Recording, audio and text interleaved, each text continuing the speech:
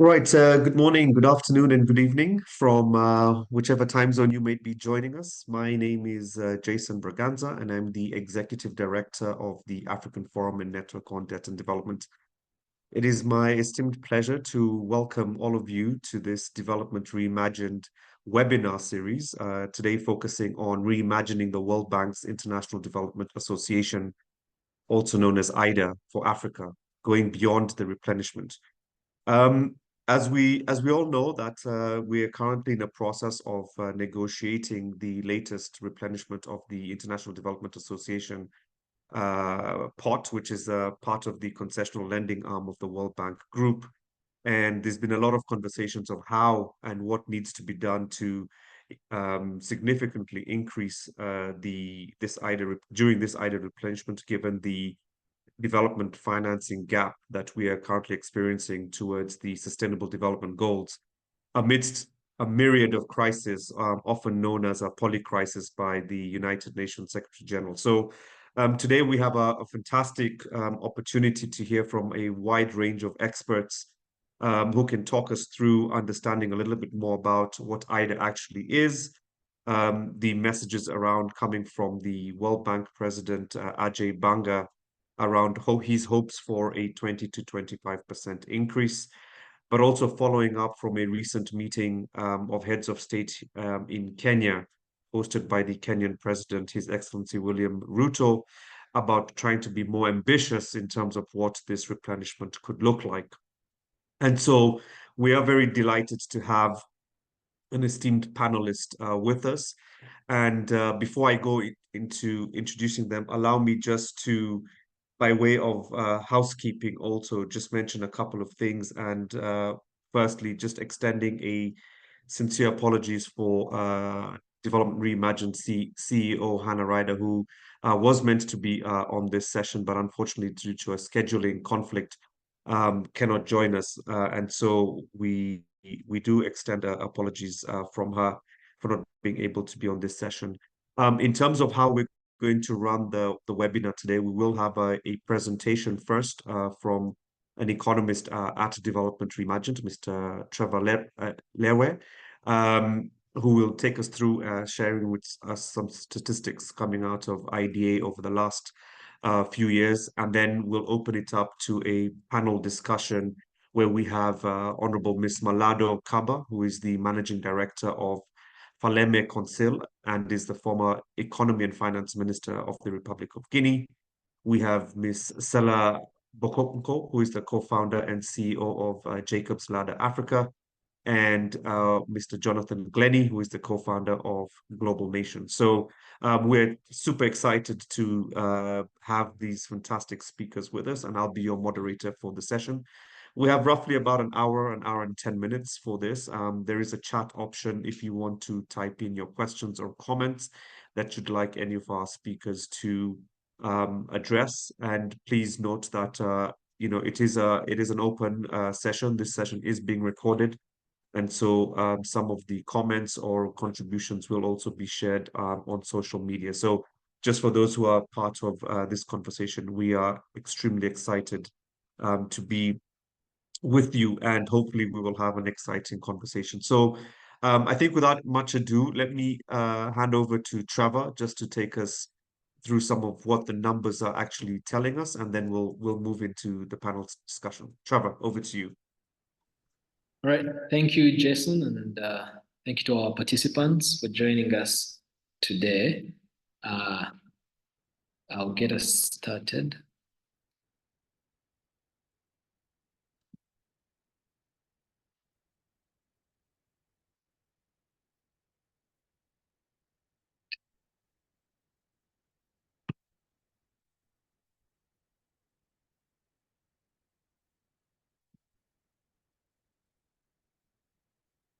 All right. Thanks again to Jason and the participants for joining us today. My name is Trevor Luede. I'm from Uganda. I work as an economist at Development Reimagined.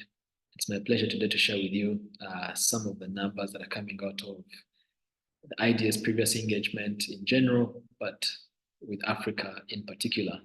And we hope that this can stimulate our thinking about how the upcoming replenishment in particular ought to look like, but also broader conversation around the IDA and global financial architecture. So to start us off is a look at how the IDA's overall disbursements over the past almost a decade have looked like. And you can notice that in financial year 2023, which is IDA 20, there was a bit of a drop-off. And that drop-off, was preceded by a sustained increase from financial year 2020 because of COVID and the expansion of support to IDA countries. But this fall-off in overall disbursements for IDA was not limited to just the disbursements themselves, but also, as we shall see, in the contributions. And so over the past 20 years, the top contributors to the IDA, as you can see on the screen, have been the United States, the United Kingdom, Japan, Germany, and France. Those have been the top 5. And we've had about 20 countries that have contributed over $1 billion to the IDA over the past 20 years. And amidst the dwindling contributions, but also disbursements from the IDA, Africa's share of the IDA's total disbursements over the past little less than 10 years has increased from about the halfway mark, 50% in financial year 2015, to over 75% in the most recent replenishment, IDA 20. So African countries are accounting for the bulk of the share. But most of this funding is going to social sectors of the economy as opposed to productive sectors. So you can see here a sectoral breakdown of IDA funding. Much of it is going to health and social services, which are obviously important for economic growth and development, but they are often thought of as social sectors as opposed to productive sectors. And then you have public administration also accounting for a large chunk there, transportation, agriculture, and then the rest. So this gives us a sense that over the past 3 replenishment cycles, much of the funding from IDA has in fact gone to the social sectors as compared to productive sectors such as infrastructure and manufacturing. Now, with that background, we see that it's not just the disbursements, as I mentioned earlier, that have reduced, but also the contributions by donor countries. Since 2012, which is the red bar there, you can see that IDA contributions have reduced from about $26 billion to about $23 billion in the last replenishment. And what this tells us is that the proposed increase of about 20-25% to 30 billion, in fact, only barely restores historical funding levels. It is by no means ambitious or historic in that sense, especially if we account for inflation as well. So 30 billion that the president is hoping to mobilize doesn't go far away from what the historic contributions have been from 2012, which is about 26 billion, if we account for inflation.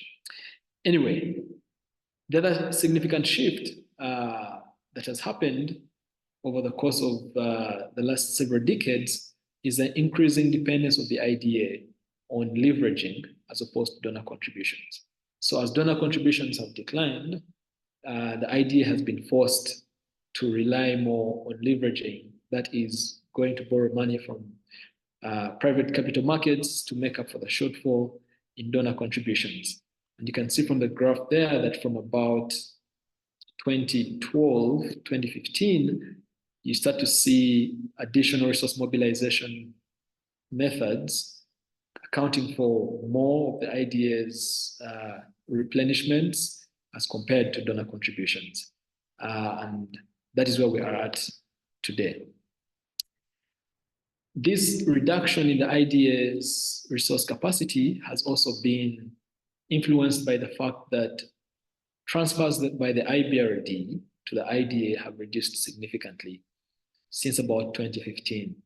And while the IBRD wasn't the largest contributor to the IDA, it still contributed an important and significant amount. And this change was because of how the IBRD switched its formula of revenue sharing to have more of its profit returns going to reserves as opposed to transfers to the IDA. And so the IDA remains constrained both internally, internal sources of revenue from the IBRD, its sister institution at the World Bank, but also donor contributions. And all this has forced it to rely on leveraging, which comes with its own challenges, even if the IDA has been doing well so far in terms of leveraging.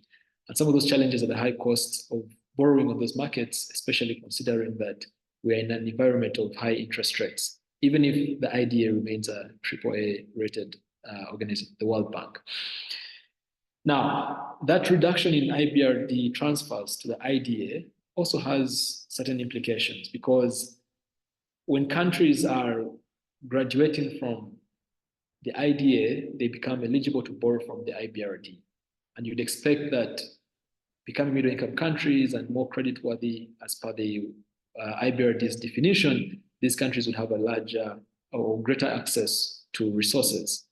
But what we see is that Africa continues to account for a small share of funding from the IBRD, and this puts lower middle income African countries in a difficult position, because they are still in need of concessional funding, but they're no longer eligible for the IDA, and they still have large swaths of their population living under poverty at about 48% for both IBRD and IDA eligible countries, but they are accessing money at market rates, and that money is not coming in the quantities that are desirable.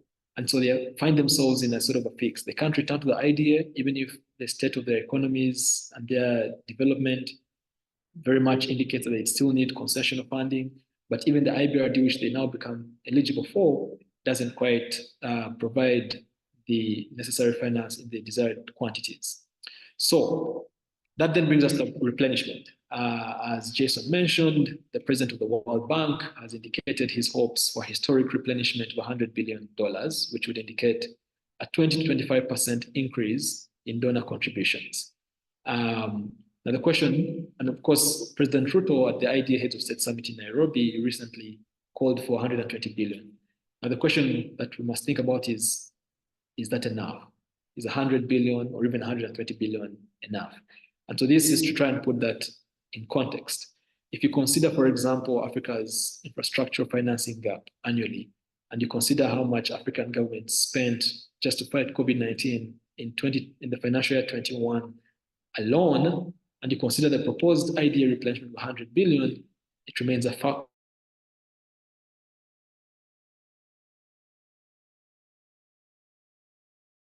must spend anywhere between 115 to 180 billion US dollars each year by 2030 if it is to meet its infrastructure development targets. So even what is being paraded as a historic replenishment is way below what is needed by African countries at the continental and at the national level to meet their development needs. Now, with that said, we are calling at Development Reimagined for a gradual tripling of IDA replenishments by 2030, starting with a doubling of IDA 21. And the graph there is to show if there's in IDA 20, the disbursements from IDA were about 34 billion. And if we increase that by 25%, we estimate that could go up to about 42 billion. So an increase of about 8 billion, $10 billion per year. But if you double those contributions, then the IDA would be in position to disburse about $68 billion a year. And if we triple that, it could be able to, disburse about 100 billion a year. But putting that in context, with Africa's infrastructure financing gap alone, it still remains a big gap that is needed, but it would be a significant improvement on what is currently being done. And finally, we're also calling for increasing Africa's share of IDA's total disbursements. Currently, Africa accounts for 75% of overall disbursements of the IDA, and we think that should be increased to 85% because African countries constitute the majority of the IDA's client base. And so here are the different scenarios. If we double the contributions and increase the share and if we triple the contributions and increase Africa's share from 75% to 85%, indicating that the continent would have greater access to more resources that would allow it to pursue its development agenda with greater firepower. Thank you, and I look forward to the conversation we shall have today. Wonderful. Thank you so much, Trevor, for taking us through that and giving us a very detailed description of what the numbers look like for IDA historically, and in terms of being propositional for where we need to go. I took some bullet points here that in terms of the trends that are very interesting for me, but I will come back to that later on in the session. And maybe just to kick off the conversation, I'd like to bring in Honorable Ms. Malado Kaba, who is the Managing Director of Falem Council and the former Economy and Finance Minister of the Republic of Guinea. Honorable Kaba, you've heard there from Trevor some very interesting trends and dimensions of how the IDA replenishment cycles have evolved over the last decade and a half. But I mean, from your perspective, as a former minister, but as well, in your current role as the managing director of Falem Council, where do you situate IDA financing for the continent, given the financing gap that he mentioned, and actually what is being discussed as a replenishment offering for the continent? Thank you very much, Jason, and thanks for the kind invitation to discuss very critical issues when it comes to our continent. So I didn't pick up everything. Trevor work was quite fast for me at 5 in the morning, but let me maybe just give a little bit of context. I think what is important is to understand, the constant juggling that African governments face when, every day. I called it the treadmill challenge, which is, the need to create and maintain fiscal space, adequate fiscal space, while also raising appropriate combination of patient capital to grow the economy. This is what we face every day as policymakers in government. And I think that when we look at that context, there's a need also to understand that there's the liquidity issue, short-term liquidity issues to be able to honor payments as they fall due, and the patient capital that is much needed to grow infrastructure for us, to boost economic growth and be able also to improve ultimately the lives of millions of people. I think this is really the context. And let me give you an example, a live example of what I've been through. In 2016, when I was appointed, my country, Guinea, was emerging for the dramatic Ebola epidemic. So we had experienced human losses, but also our economy had, significantly deteriorated, and we were facing with no fiscal space at all. And at the same time, there was a need to complete a road in southwestern part of the country, which is the farm basket of the country. And for us, it was very important because we were then opening up roads for those products to be sold in other regions of the country, with ultimate impact also on farmers' income. There were also political considerations for us to factor in, as the populations in these regions often felt overlooked by government. So we identified some funding, but this funding was not, I would say, meeting the conditions of our IMF-supported program. And so while I was torn, in between the very heated discussions with our IMF colleagues, while at the same time looking for other financing that would help us actually lessen the burden of the debts that we were about to incur. So we were able to do so with concessional financing coming from a development finance institution, the European Commission at that time. And so by structuring the funding, we were then complying to the conditions of this IMF program. So this is for me a living example of what concessional finance can do and why it is relevant. And we know that, and I think, Jason, you alluded to it earlier, this is particularly important today as we have seen that market conditions have tightened. We have seen interest rates hikes, and these obviously negatively impact African countries who now, I mean, for many of them, they have to allocate more budget resources to service the debt rather than, funding critical sectors such as health and education. So for me, this is really where concessional finance is important. It must increase. It is very critical. But I wonder, whether we are not maybe, how do you say that in English? If it is not a wishful thinking. Because when I look at the context, you mentioned geopolitical issues, also problems at home that developed economies have. I am not so sure that this will be significantly increased. So the question at hand is, should we not also, the question for me at hand is, this discussion about increasing concessional finance should not be the tree that hides the forest. There are other critical points that we need to continue focusing on, which is that Africa needs patient capital in local currency.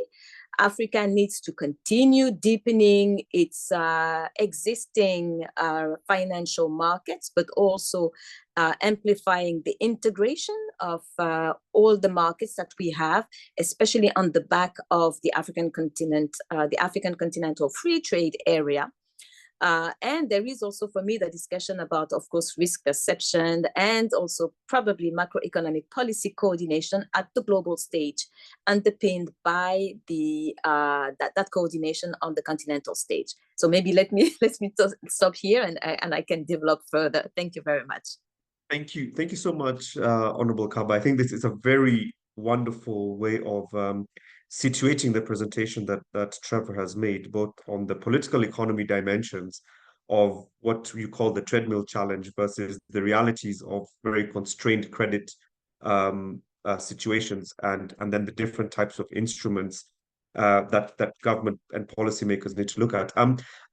Ms. Stella Bogonko, I'd like to bring you in here because something that's very interesting in the presentation that Trevor shared with us is the allocation of IDA resources. He had a very wonderful sort of bar chart that was showing us a significant proportion of that was going towards health and social sectors. And of course, at Jacob's Ladder Africa, part of your work is to look at how the integration of climate, energy transition. How would you, in your perspective, how do you see the IDA replenishment and the IDA discussions from the perspective of allocation into these types of sectors against the leveraging aspect that he talked about that it's being used as? And how would you reconcile, what in your opinion do you think is a reconciliation that we need to make between these two dimensions here? Right. Thanks, Jason. And just for context, Stella Bogonko, I run an organization that works at the intersection of climate change and green workforce development, which is, of course, focused a lot on young people. And so previously also worked in government for 5 years and handled a couple of different grants from the World Bank. But the first thing that I'd like to say is 5 years into government, I never heard of IDA at all, which means that speaking for CSOs, there's a lot of work that needs to be done. This is the first year that probably the bank and those that are involved in creating awareness, even for the recipient countries, this is the first time that there's been a lot more amplification on the global stage around IDA. And I think that there is definitely a role and a need for creating more awareness around IDA, and I'll probably come back to that later. But more specifically to your question, in terms of allocation and the competing demands, we understand that is not just from what Trevor presented, but from a global stage right now at a macro level, there's definitely decreasing flow of funds into the continent, whether it's from the China perspective or from the global North perspective. When you look at IRA in terms of Biden's, policy that, that's definitely creating a lot more, clawback of funding as opposed to inflow. We then need to be able to look at priorities, not just sector priorities, but also the kind of areas that we are focusing on. I'll give an example. There's definitely a lot of pressure around the climate space in terms of demand for more investments that are addressing or creating a more climate resilient future. And when we separate, for example, sectors like energy and saying, should we invest in energy or should we invest in social sectors? From where I see this, I see IDA as more of de-risking fund as opposed to the main source of funding. And if African states would be able to look at it from that perspective, perhaps it would change the approach from which the African states in particular are looking at it. A case in point is that energy, Africa has 40% of the world's potential in terms of renewable energy. But only 2% of the funding or investment flows into Africa specifically for renewable energy. So there's a bit of mismatch there and a need for us to be able to say what then is the reason why we're seeing great opportunity, but no commensurate funding flowing into the continent. And so perhaps if the funds like IDA and IDA in particular would be able to de-risk maybe through focusing a lot more, say, on feasibility studies that give confidence to investors to be able to invest, or be able to invest in the or become the equity contribution of governments in such projects to give comfort to investors as well. So I think that there are more creative ways that need to be used to be able to make sure that the areas that will create jobs and the areas that will create a lot more opportunities on the continent are the priority areas for IDA in particular. Amazing, Stella. Thank you very much for that. And again, I just want to acknowledge your point around awareness on IDA. I think it's critical, together with the broader conversation around development finance and what's emerging on the continent. And I think the fact that the continent is hosting a range of very high-level heads of state-level summits, whether it's on climate, whether it's on IDA, and so on. I think that is actually profiling on the continent the importance of us being rule makers in this sense, and setting the agenda for these international meetings and conversations. And Jonathan, I'd like to bring you in here because that's one of the big questions that we're talking about in this replenishment. Even though the numbers might not be as large or as significant as we would like, but there is an issue here of global economic governance around power asymmetries and how this IDA replenishment, is a contributor to advancing global economic governance, whether it is an opportunity to address global power asymmetries. I mean, to what extent do you think this replenishment cycle has that opportunity in doing that in terms of building global solidarity at a time when there's so much disparate forces acting to break that up? Oh, well, that's a tough one, Jason. I think probably my instinct is a bit with Malado on how likely is this to massively move things forward. Looking at the political context, not hugely likely, but that doesn't mean we shouldn't work for it, and doesn't mean we sometimes the political context is hard, but you still have to kind of build and have a vision and plan. But I think what Malado was saying about looking at all the other options is incredibly sensible at the moment, quite obviously. I mean, and not to just expect too much from the IDA replenishment. Nevertheless, there's quite a strong campaign behind it, led by African governments, pushed by African governments, and supported by quite a lot of people in the kind of, quotes, donor countries. So I think when one looks at these kind of opportunities, you've got to look at the quantity of money on the table, which Trevor really helped us to get our heads around, but then also the quality, the characteristics of that money. In terms of the quantity, I think, you know, Trevor's presentation, I really appreciate the work that Development Reimagined does on this, you know, put it all in context. Even at the highest kind of ambition for this, it's miles away from what Africa needs. And we're only talking about one continent. There are, I'm currently in Ireland, but I live in Latin America, and there are needs there. There's needs in Asia as well, obviously.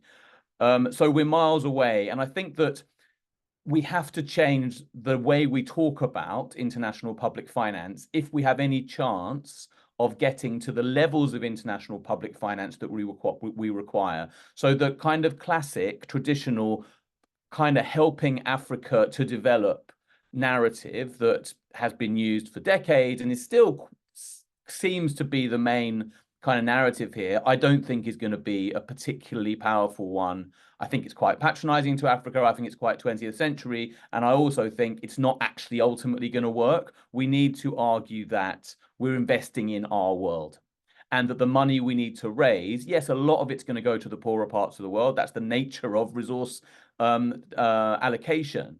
But it's not about just helping the other. It's about investing in ourselves and starting to build that notion that we're all in this together. And clearly, and Sela was mentioning the climate related activities, the more that we link it to global common objectives, the easier it is to make that narrative. But I think that's also true of the more kind of traditional poverty related development objectives. We have to start talking about this as us rather than as a larger us rather than an us and them. Then just reflecting on what Malado said, I think, you know, clearly increases in international public investment, however big, are always going to be secondary to the structural things that matter to Africa: better trade relationships, better regulation of corporates, fairer taxation that requires a lot of international cooperation. And we're seeing that to actually build minimum taxation for corporates and wealthy people, effective, impactful private investment. And by that, I mean impactful for communities, not just for economies as a whole, intellectual property rules and all those kind of stuff. And let's not take our eye off that just because we do need to campaign on IDA. And let me just say one more thing, because I think this is the thing that, you know, often gets left off. And I said it at the beginning, it's not just the quantity of the money, it's the characteristics of that money. And looking at the growing campaign for IDA, it does strike me that there's a kind of collective amnesia going on, which often happens when you're campaigning. I mean, you can't make the message too complex, but the history of the World Bank on the African continent is not just rosy. We all know that. We've spent most of our careers analyzing that. And yet suddenly when we're kind of looking for a 30 billion increase, we forget. The World Bank is, I mean, you mentioned this in your question to me, the World Bank has used its power. It's a Washington-based institution. It's managed, the majority of the power is with the US and the West. It's not like we're living in a neutral geopolitical era. We're living in a highly competitive geopolitical era. It should be expected that a Washington-based institution is going to be somewhat used, however World Banky we want it to be, somewhat used, and that's an understatement, to push a particular political agenda. And the situation that Africa and much of the world finds itself in at the moment is not totally unlike the late 70s, highly indebted. When lenders come along to highly indebted countries, they are going to use their power.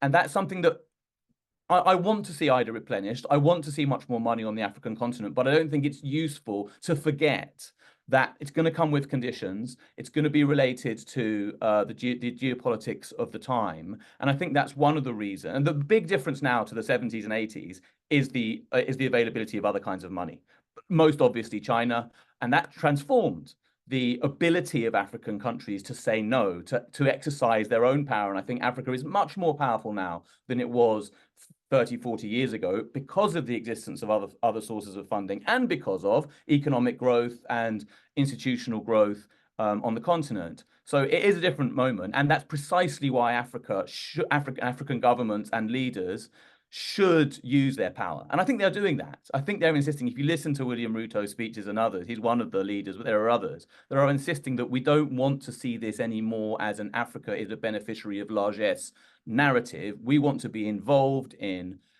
building international public finance, actually contributing in our way, as well as being net recipients, of course, because of the status of our economies. So that's why, just to finish off, we're trying to build a narrative called Global Public Investment. I encourage people on the call to look at the Global Public Investment Network website, and we're calling for much more international public money, grants, not just loans, to further in-debt countries. And crucially, it has to be managed differently, with far more voice and accountability for the net recipients than has been the case so far. Amazing. Jonathan, thank you very much. I wanted to circle back and maybe just come back to Honorable Kaba. I hope you've managed to have a cup of coffee or a sip of your coffee. I didn't realize it was that early for you, but I want to be a bit provocative here, because I think this is also one of the exciting powers I have as a moderator. Jonathan talked about something very interesting here about this idea of sort of doing away with this narrative of helping Africa develop and looking at the problem in a sort of more global, our world, collective approach. And I just want to be provocative and ask, is this really the way we should be looking at it? Or is this an opportunity for the rest of the world, particularly the global north, to sort of assuage itself away from its responsibilities for some of the problems it has consistently put the continent in, and then sort of narrow it down specifically to the work of the World Bank and IDA and its general development policy on the continent. Is this really a proper way of looking at it, or are we sort of being rolled up and trying to be given also collective responsibility for issues that necessarily are not always our fault in this context? I'm not sure I understand your question. Sorry, Jason. No, what I was asking is, should we look at this as a holistic problem, as a global problem? Yes, or definitely. is there a risk of Africa being asked to also take its responsibility for things that it hasn't largely been responsible for? I think, and I fully concur with what it's Johnny. Sorry, Jonathan. Sorry, my bad. Yeah, what Jonathan has said on that. And I will link it to what also Stella said about climate change. Africa is the solution of the world. Africa is the solution of this planet. Because if we were to develop, as developed economies have done in the 19th century during their industrialization phase, we will blow up this planet. So we are the solution. But what we should not be is the adjusting variable because of climate change. We have huge developmental needs. And I would like to, so for me, we need to find a solution that will work for Africa, because what works for Africa will work for the rest of the world. This is for me, it's very clear. And I would like to also come back to the sectoral distribution that Trevor very nicely presented. And again, I think it also hints to what Stella said. I think it is a bit dangerous to oppose sectors. Education and health are key. We need human capital. This is what will grow the economy. This is what will develop. This is what will bring progress. So I think we should rather see it as, we should rather consider things in an integrated way. We need to grow the economy. What do we need? We need infrastructure. We need human capital. We need our youth, our women to contribute to that, because this is what our countries are made of. So for me, it's very important maybe to find another way to present this, because we need to fund. There are competing demands when you are in government, but I think when we look at it through areas, when we look at it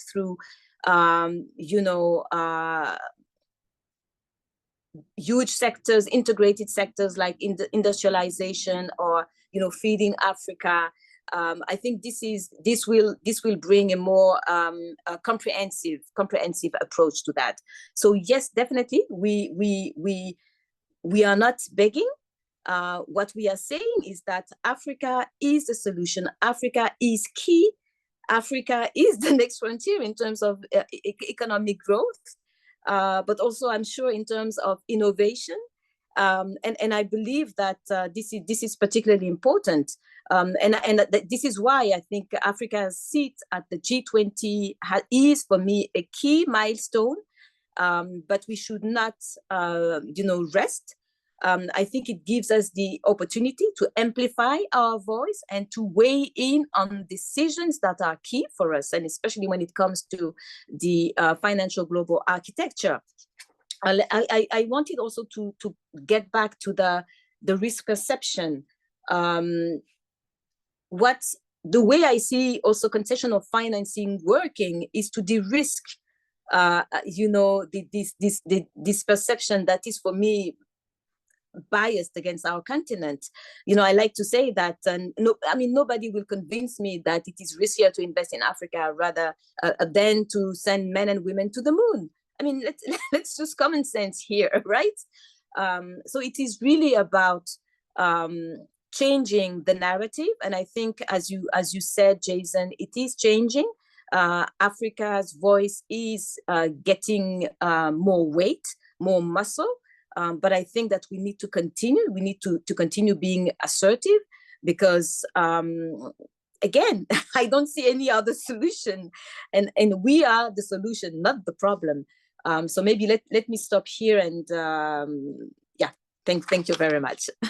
Thank you. I think this is a very good point, and I really want to agree with you around the risk perception and how we sort of debunk that in the context of leveraging different types of financial instruments, but also correcting these perceptions through that are used by international rating agencies, international analysts who try to sort of give us a particular high-risk perception on the continent. And Stella, I want to bring you in on this, because you did in the first submission start talking about the role of civil society and the importance of creating awareness of how this works. In this context, based on what Honorable Kaba has just said also about Africa's voice getting stronger, how then should civil society organizations get engaged? How should we strengthen our voice in a collaborative way to ensure that this replenishment is effective? It works for civil society, it works for Africans, but more importantly, it works for the continent. Thanks, Jason.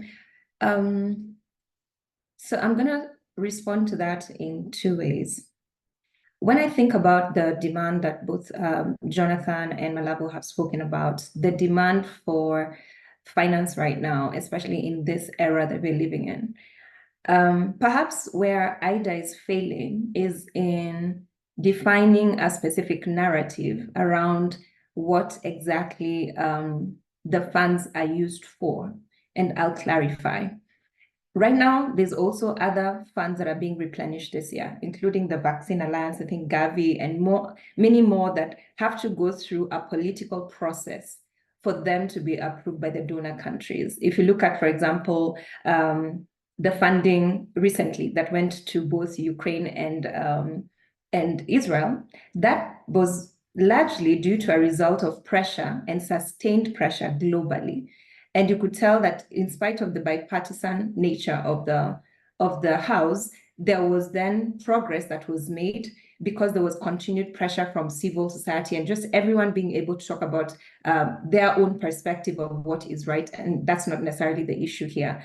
But I'm just talking about the amplification of a specific narrative in terms of the need to address the issue, in this case, IDA.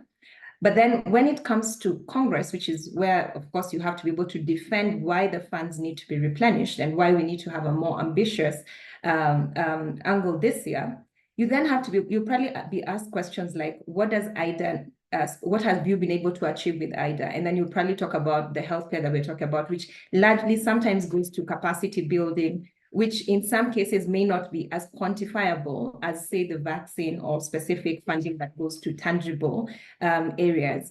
And so when you have competing interests in Congress, then the question then becomes, how then do you get your voice across when you're trying to champion for a more ambitious replenishment this year? That's on the one hand. And then on the other hand, as African states, we need to do more. We have begun the process. And of course, the IDA heads of state meeting was a fantastic starting point.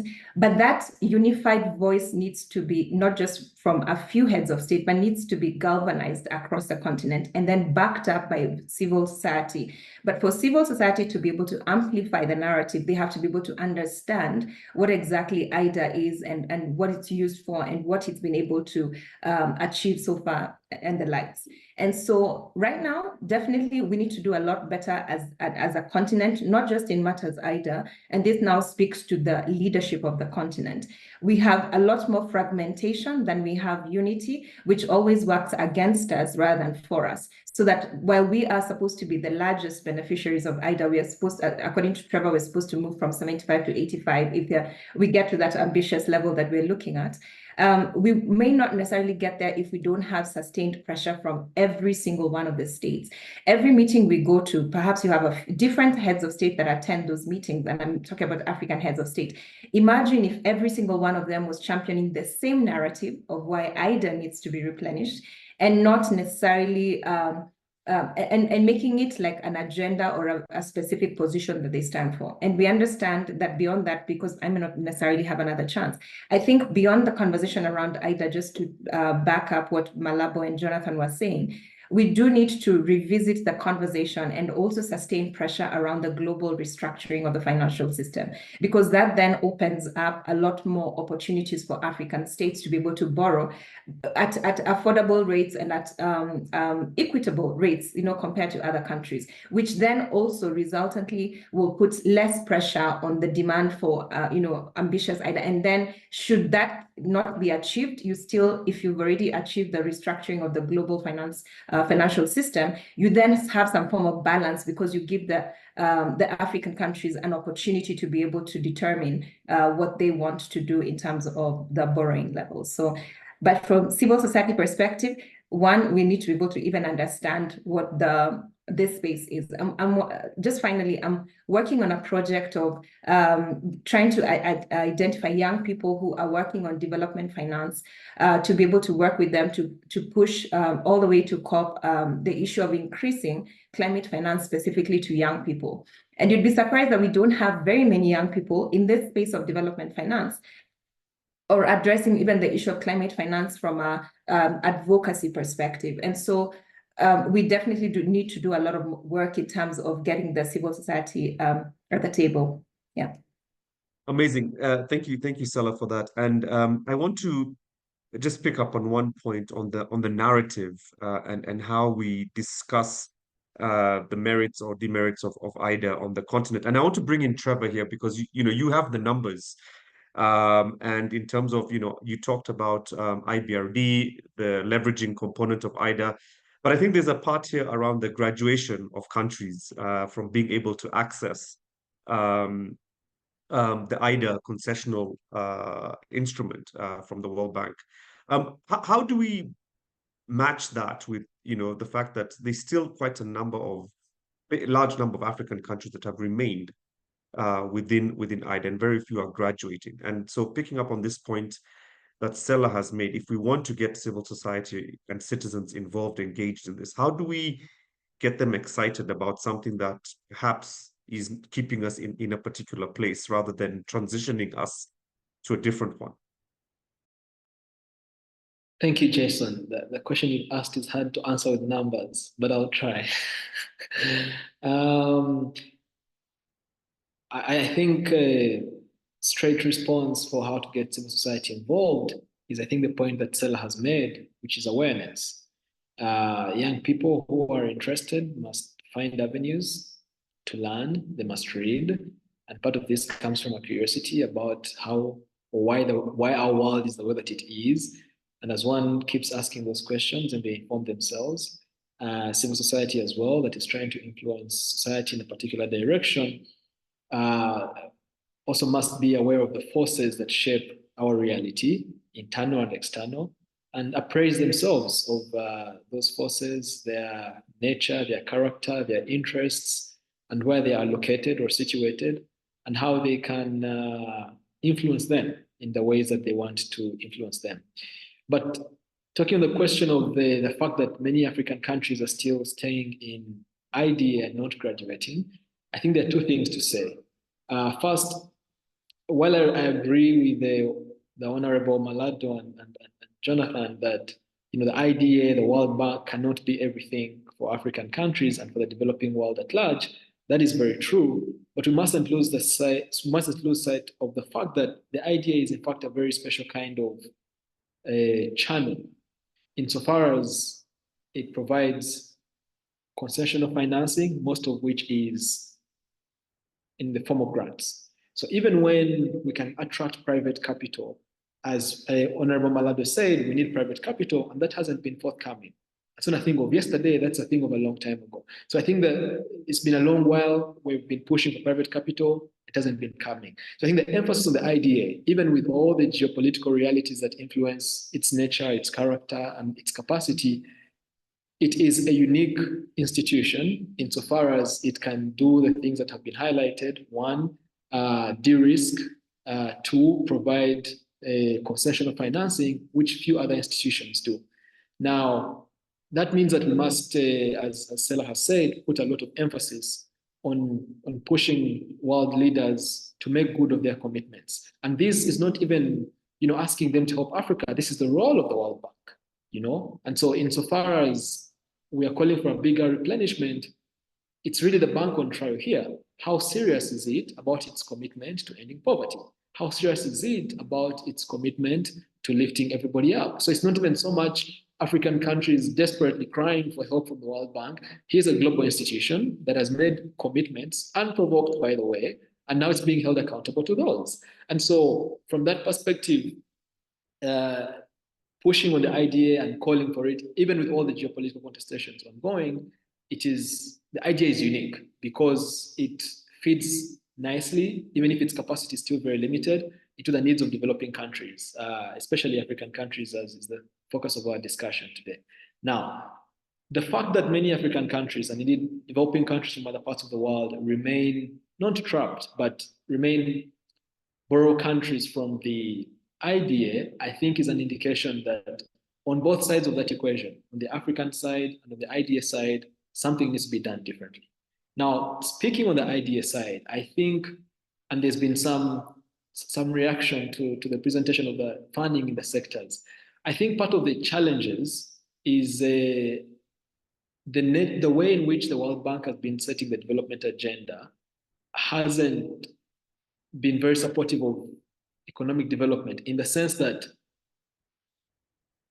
it will remain necessary for economic development to invest in the productive sectors. So even when social sectors like human capital development are necessary, what we have on the continent today in countries like Uganda, where I come from, we've invested in education, but our educated young people today, we are shipping them to the Middle East because there are no jobs, because there's not been sufficient investment made in the productive sectors of the economy that can increase level of production, the quality and the quantity.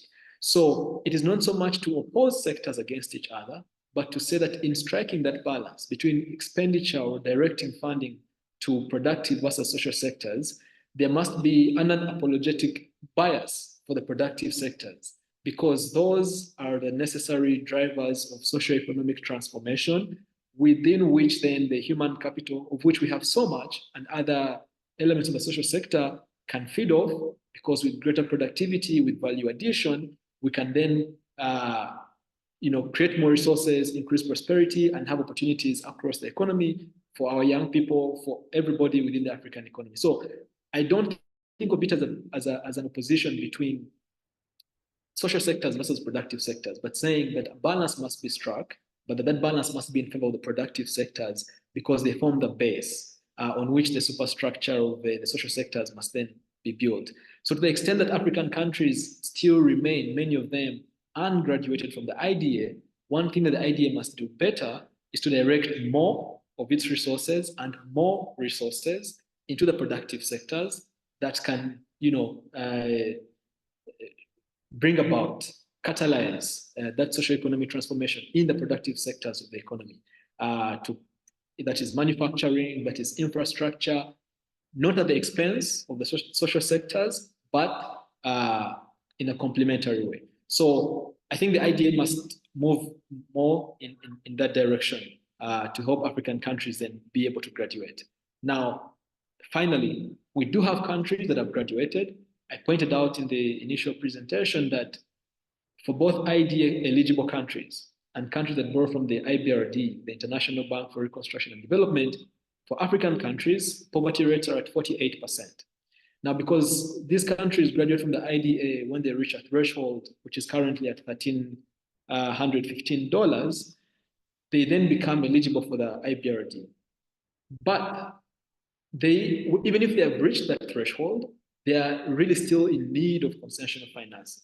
So it might be necessary not to keep this country, not for the sake of keeping them in the IDA, but maybe to increase the threshold of the IDA so that even countries that have attained lower middle income status can retain access to concessional financing, because it becomes a penalty. You have gotten here, you're not at a time when you need more funding, but now that concessional funding is being withdrawn, and now you've been thrown into the throes of a cold world where you don't have easy access to resources. So we don't want African countries to remain dependent on the IDA, and that requires that they have access in sufficient quantities to concessional financing. And the IDA is a unique place to do that, because unlike many other fora for international public finance and international public investment, the IDA does a lot of grant offering, a lot of very cheap money that we cannot find elsewhere in private markets and some other international finance institutions. Thank you. Wonderful. Thank you very much, Trevor. I think that your final 2 points there about the graduation being a potential penalty, as well as the sort of policy treadmill, that challenge that Honorable Kaba has referred to. And I think I want to bring in Jonathan here, because what Trevor is saying is very interesting around how then do we move from having, because there's a question here by, well, they have the title as anonymous attendee, and I want to sort of get to the questions that have been put up. How do we get to a point where there is, they ask an IDA-like resource pot, but does not include the World Bank? And I think it's sort of, you alluded, part of it is to the, through the Global Public Investment Network and that sort of work. But how can we have a discussion around that as part of then not penalizing countries for reaching certain thresholds? Yeah, so I think that is a medium-term objective. It's going to be quite hard to build alternative pots of grant money as Trevor has implied, this is quite unique. There are a bunch of bilateral donors, the UK being one, that do focus on grant money as well, but then that's bilateral and it comes with all its particular characteristics as well. So building multilateral pots like this is necessary. It's going to take some time. I just wanted to kind of respond to, I think, the implication of a previous question. I mean, when I said that we needed to move on from a kind of let's help Africa narrative and then talked about global public investment, I absolutely think we need to focus on that kind of reparational approach as well. That's not a charity narrative. That's a justice narrative. And I think we have to focus on that as well. And both of those are related. The investment narrative and the justice narrative imply a different relationship to power, voice, accountability, decision-making. And that's the problem that we face at the moment. Why is the threshold $1,315? I can absolutely promise you, you can spend as long as you want trying to find out how that number was come up with. It is arbitrary. Yeah, there is no economics behind that. And it's an incredibly stingy number as well, as Trevor implied in his remarks. There is no way that countries overcoming that arbitrary and stingy line in the sand are suddenly ready for non-concessional financing. Why? But the crucial question is, why is that? Why is that the number? Because the decisions are not being made by African countries. They're being made in Washington, D.C., and that's going to continue. Why? Another major point that Trevor has made and I totally agree with, and others have implied it as well, why is there such a focus on social spending rather than productive sector spending? Because that's donor priorities, because that's the way that aid is sold in the large donor countries. It's not what African governments have been asking for. It's what the main contributor countries have been focusing on. Now, there is an issue here about an overall assessment of inflows to Africa, and it's not the case, I don't think, that the World Bank has to cover everything. You know, famously, China does focus much more on productive sector, and the West, let's say, has focused more on social sectors. So it should be possible to marry that a bit. But nevertheless, I agree with Trevor. You know, this over focus, it's sad to say that, because health and primary education are crucial as well. But this over focus on the social sectors is a problem that has been part of like the West's traditional aid over the last 20, 30 years, and it needs to change. But I come to the question again, why is that the case? Because the decisions are being made not by African governments, but are being led by Washington, and they're quite clear about that. I think that's one of the things we've got to consider. And just one further thing, what people will hear is that when countries go above a certain GNI per capita threshold, they don't need grants anymore and can manage loans because they can access other markets. I can just tell you that within the European Union, which is an analogy I make sometimes, very wealthy countries, Poland, other Eastern European countries, even Southern European countries, receive large-scale grants. They do not receive loans from the European Union structural funds. They receive grants, and it's not even for poverty reduction. It's for productive sectors to build already wealthy countries even more. So it's simply untrue economically to say that countries above a certain threshold should receive loans, especially if they're for the productive sectors. Grants are a very sensible way of helping countries to progress at whatever level of development they are. And although we're going to hear that there's no money, we can discuss that, we shouldn't give up on the economic analysis that insists on grants and heavily concessional loans. But I would insist on grants at this stage because countries are so indebted.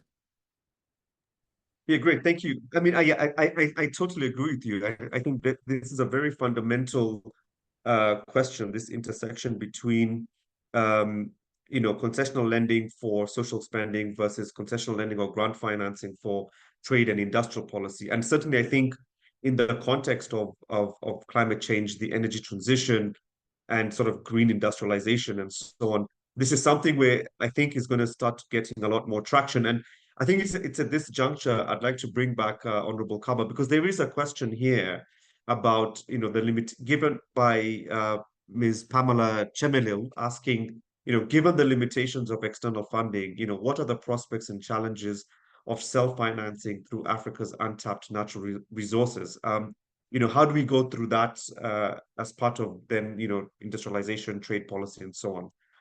And I'm just very cognizant of time. We've got about 12 minutes, but yeah. Thank you very much, and I think that will also provide me the opportunity to beg to differ with Trevor. I think it's not one or the other. It's not concessional finance, or it's what we need. When you are in a government, when you are in government and in ministry, what you need to have is a diversified sources of financing, so that you can really, have become more nimble and agile to face different types of to face crisis, short-term crisis, and to face again, I'm going back to my first point, and to be able to grow your economy, number one. So to respond to that particular question, a private capital is necessary, but it must not always be external private capital. We know that Africa is home to about $2 or $3 trillion of private capital held by high net worth individuals. We also have institutional investors such as pension funds. We also have players in the informal sector that are sitting on stacks on piles of cash money. So I think it is really about also us empowering our own financial institutions? What about, the African Development Bank? We should contribute much more. So we have, we increase also our say when decisions need to be made in terms of as shareholders. What about also the African Union? I mean, we know that there is this alliance that has been launched, the Alliance of African Multilateral Financial Institutions. We also need to put our money where our mouth is as Africans. We do not contribute enough to our own institutions. We do not empower them enough. So there is money on the continent. Let's go and let's mobilize these resources that can fund part of the enormous infrastructure needs that we have to grow our economies. I think we need to be very unapologetic about it, and then we can also attract foreign capital to do so. But concessional financing for me is really, again, I do not believe that. Obviously, yeah, we need to speak about it, and I agree with Stella. We need to make a lot of noise. We need to continue hammering the need for Africa to get its fair share. But I believe also that most of the solutions are endogenous, and we need to. It's about time that we act seriously on it. Thank you. Thank you very much, Honorable Kaba. I mean, Stella, just coming back to you, there is a question here about how to get young people involved in development finance discussions, and perhaps also, how then do we sort of bring this together in towards a political mobilization to our governments at the national, regional, and African Union level, given that there is a lot of attention. I think Honorable Kaba has mentioned the G20. Trevor, Jonathan, yourself have mentioned also the different summits that have been taking place across the continent. South Africa is going to be the next chair of the G20, so a huge opportunity there for both the AU and South Africa. So, when we talk about IDA, development finance, what are the kind of things we should be thinking of, young people should be thinking about in terms of getting involved? Yeah, so let me start by saying, if you look at the climate issue right now, the reason why it has such a wide backing, whether it's from financial institutions, private sector, as a player in this space, I see how we even now have children being involved at some level on addressing the issue of climate by just playing their role.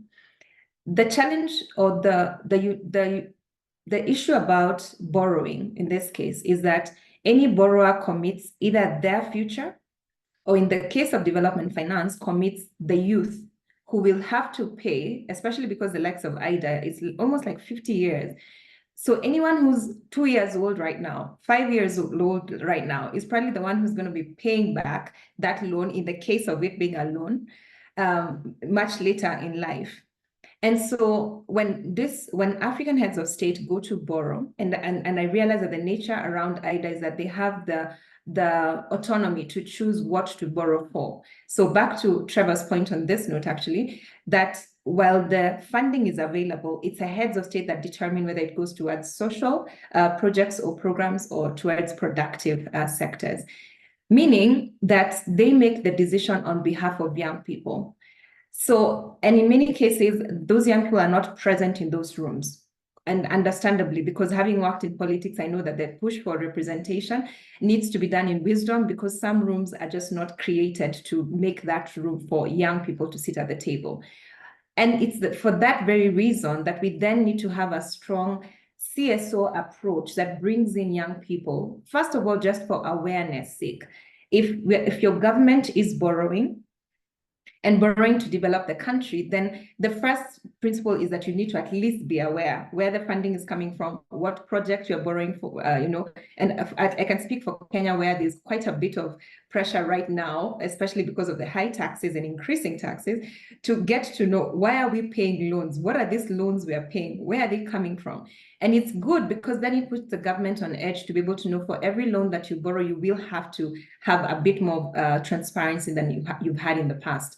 And so when I say young people being being involved, it's not so much the traditional, we want a seat at the table, it's the awareness. The more aware you are, like Trevor said, the curiosity sometimes is pricked by just seeing something that's glittering, and then you say, what is that? So that initial awareness, and I'd like to even thank the World Bank because they made room for me to speak at the IDA Heads of State meeting to represent the young people. So we need to have a lot more of that, those opportunities, both from the bank's perspective as well as from the receiving countries and the borrowing countries. So that effort will be able to make sure that as we are borrowing and committing their future, then they're aware of what they're getting themselves into.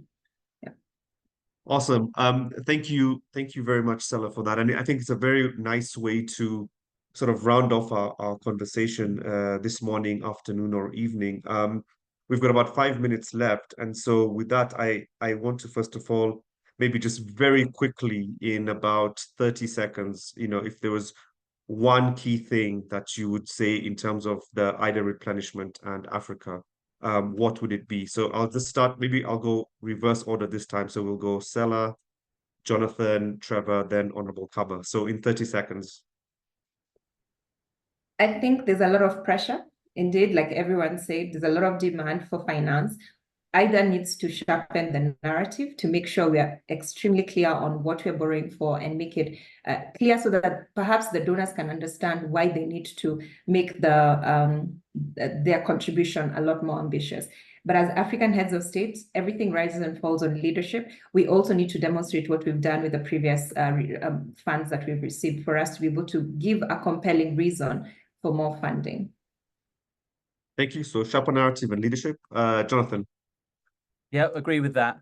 On quality, I think that African governments and leaders should use the next 6 months to powerfully insist on better ways of making decisions about how much this money, how this money is going to be spent over the next few years, basically conditionalities and accountability.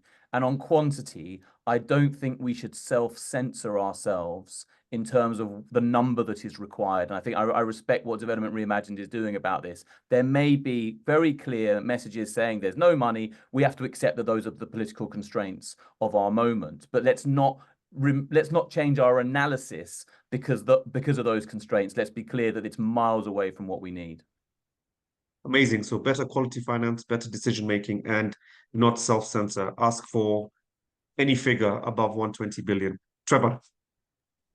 Yes, two things. There are many events ongoing in the world today that are testing the integrity of the international system as we know it. I think the IDA 21 replenishment happening now is one of such events.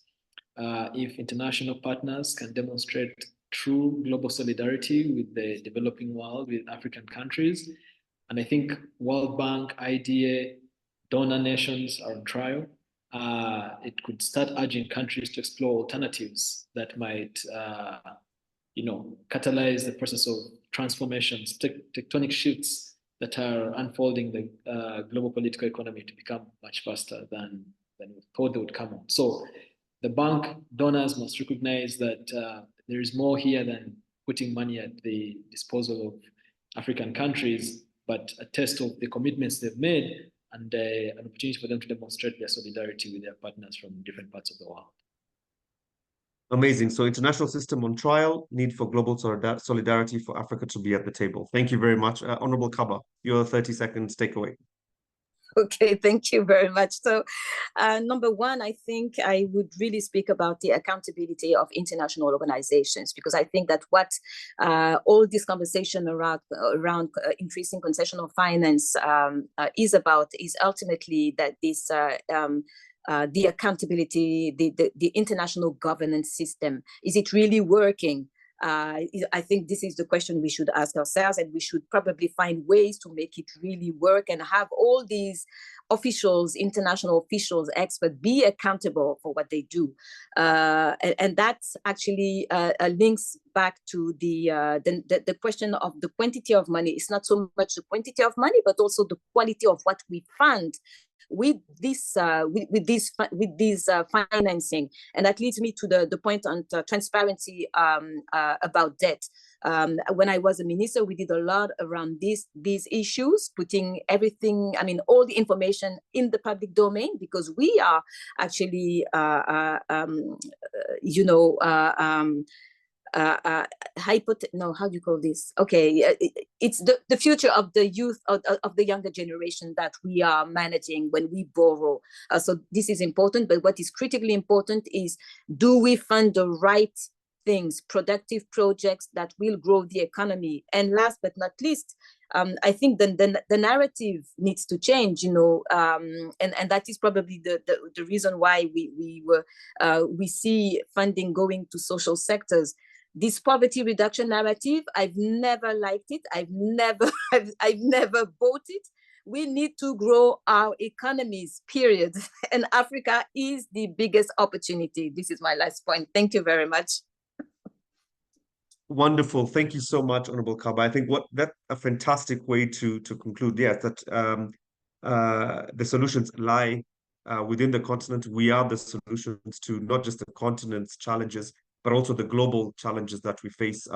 It's been an extreme honor to have Honorable Kaba, Ms. Stella Bokonko, Mr. Jonathan Glennie, and Mr. Trevor Luere speaking with us, and to all of you who joined us and put your questions in the chat box. Thank you so much for such an exciting conversation. We are rule makers as a continent, as a people, and so as we go into IDA, let us also continue to figure out the intersections with the global financial architecture, with the different types of crises that are going on, but more importantly, emphasize that we are always at the table making decisions rather than being on the receiving end of decisions. So, and thank you very much to Development Reimagined for organizing this fantastic session today. So I think that's it from me. Thank you all very much, and wishing you all a very pleasant day and week ahead. Thank you so much. All the best. Thank you. Thank you. Thank you, Bye. Jason. Let me also take Thank you very much, Jason. Bye, Stella and Jonathan. Bye-bye. Yeah. Thank you, Jason, for the excellent moderation. We're very grateful, and to our audience for making the time to be with us today. Thank you all. Thank you. Thank you, Trevor. Bye.